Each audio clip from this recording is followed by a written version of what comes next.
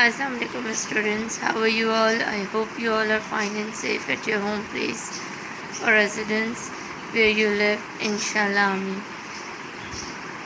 I'm your teacher, Miss Subia Nas, and I'm teaching you your subject history geography. As you all know that today we will discuss our fourth chapter or second chapter from the history section, the ancient invaders, in which we will discuss about Aryans, all the castes that are in the India, about Alexander and the Greeks, the Persians, and so on. Let's start the discussion of your topic. The first one is of Aryans. What is Aryans? They are an important group of human beings along with the other two main groups. Negroid, dark complexion, long legs, flat noses, crinkled black hair, and Mongolian, China, Japan, Korea, Inuit, etc. Short, very pale complexions, apparently slanting eyes, and straight black hair. The Aryans belong to the Indo-European group of people, which includes Hindus westwards to Europe. They range from brown to white hair, from black to blonde, and wide variety of eye colors. Perhaps the main significance of Aryans, who originated in Central Asia in the area of Caspian Sea, is their language. They became Sanskrit. This became Sanskrit, which is the basis of most modern European and Western Asian speech. About 1500 BCE, a new race of people came into the northwest of the subcontinent. They were called Aryans. They had been nomads wandering with their flocks of animals across a vast grassland of Central Asia. But they were fierce. They were fierce that the Dravidians and used weapons made of bronze and later iron. They fought from chariots and soon defeated the already weakened and peaceful people of the Indus Empire. Some of the Dravidians were killed, some made slaves, and some fled to the other parts of the subcontinent. Scientists believe that the Balochi language may be very similar to that which the Dravidians people used. The Aryans steadily took over most of the northern India, and many of them moved into Ganges Valley, that is Ganga. They settled down to become farmers and fought among themselves for land. Now, the Aryans, really the ancestors of modern Hindus. They extend their lands eastwards along the Ganges River. When they had settled down in their new country, they divided the people in many groups. Caste, we can say. Before discussing these castes, we should be very clear that Indians having so many caste system in their society or in their religion, we can say that they made it. The first one is of Brahmins. Now, what are Brahmins?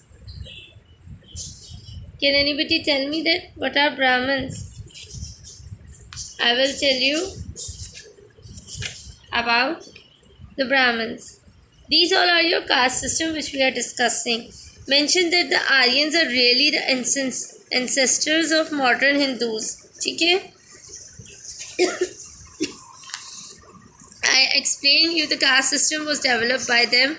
They divided the people mainly into 4 groups according to their occupations. These words which I am discussing with you all. Number 1 is Brahmins.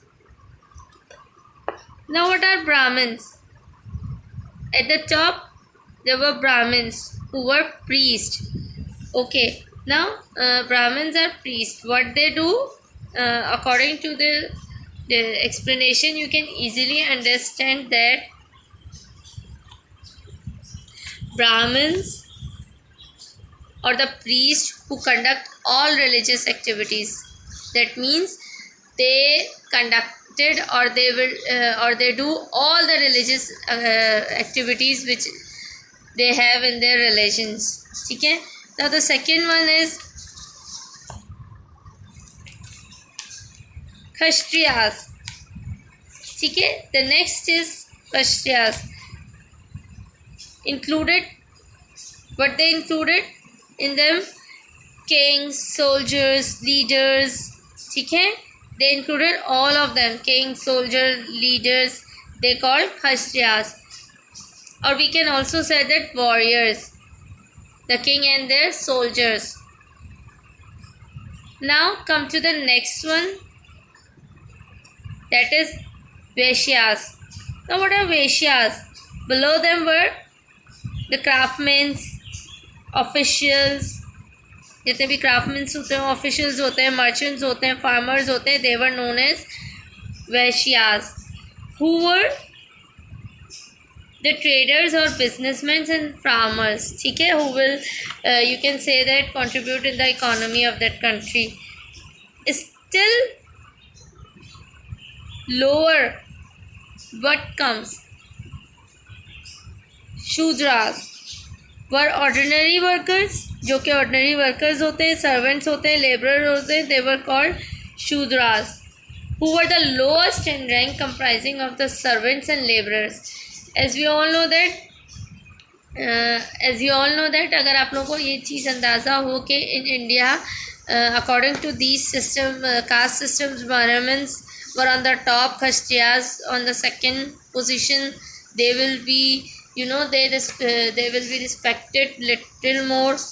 Vaishyas little down. Then in the last, Shudras. In most of the villages and most of the lowerland areas, there will be no respect of Shudras in the Indian society.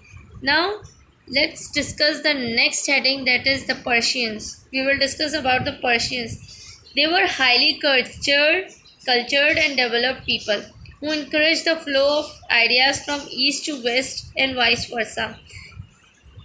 Taxila, the Persian capital of the subcontinent, later became a Buddhist center of learning, and the remains shown at the bottom of, you can see the page number 81, are actually of a Buddhist monastery. For many years, Taxila was the cultural capital of the known world. The extent of the Persian Empire in the 16th century BE and its influence can be judged by the area that it covered. You can see it on the map, which is on page number 81. Persia, which is modern day Iran, became a warlike nation in 6th century BE. They captured a huge empire stretched from Greece and Egypt in the west to the north, western India. Okay, what they conquered? They conquered the Gandhara kingdom and made their capital in the subcontinent at Taxila, which later became a great center of art learning. Now the Persian becomes brought important new ideas, how to use money and new ways of building. They also learned from the Aryans about the medicines, how to make good steel. That means what they learned about the medicines, how to make good steels, which was extremely expensive and could be made only in small quantities. Steel was used mainly by the rich for manufacturing better weapons. Now the Persian also made good irrigation schemes in the Indus Valley. However, the empire before them, they too grow weak after some years in power. Now, in next we will discuss about the Alexander.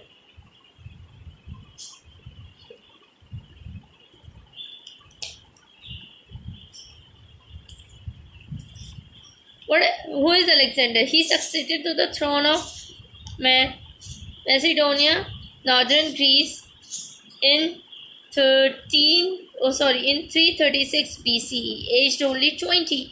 His tutor was the great philosopher Aristotle. We all know about him, I think, really well. Now I will tell you the little bit story about it. ठीक है?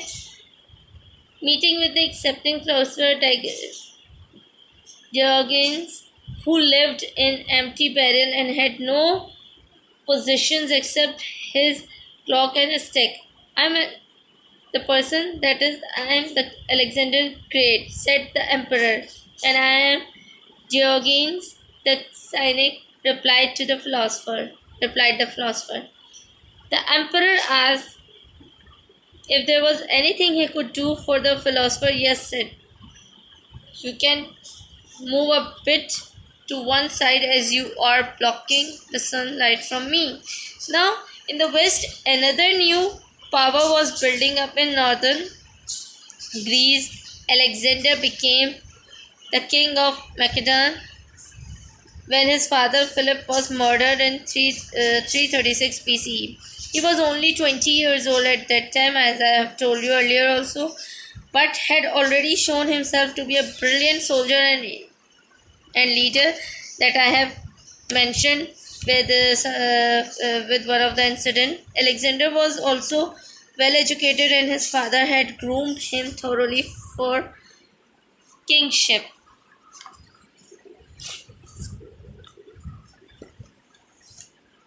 Now,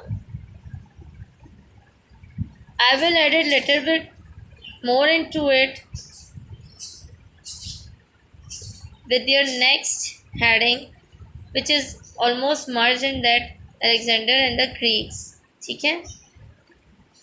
When Alexander died 13 years later, he had conquered all of the Persian Empire. You know that, from Egypt to what is now Pakistan. In a great battle on the river Jhelum, he defeated Porus, the king of Punjab. Porus was captured and taken to Alexander, who so admired the king's bravery. Even that person, Porus, also admired the king's bravery that he released him and returned his kingdom. That means Alexander also admired that person bravery. He released that person and sent him back to his kingdom. Now, Alexander now wanted to march eastwards to war was believed to be the edge of the world. His soldiers, however, thousands of kilometers from their homes in Greece, refused to obey for the first time. That means ये जो situation थी इसके लिए for the first time they soldiers of the Alexander the Great refuses to obey. Alexander was forced to go back to Persia, half his army crossing the terrible Makran desert and the other half going by sea. Now, back in Persia, Alexander began to make fresh plans. Now, what he started to making fresh plans. But he fell sick and died at the age of 33. His great empire broke into three parts, each ruled by one of his generals. I think, or I hope you all understand the topic really well. Till the next recorded class, take care. Allah Hafiz. Thank you.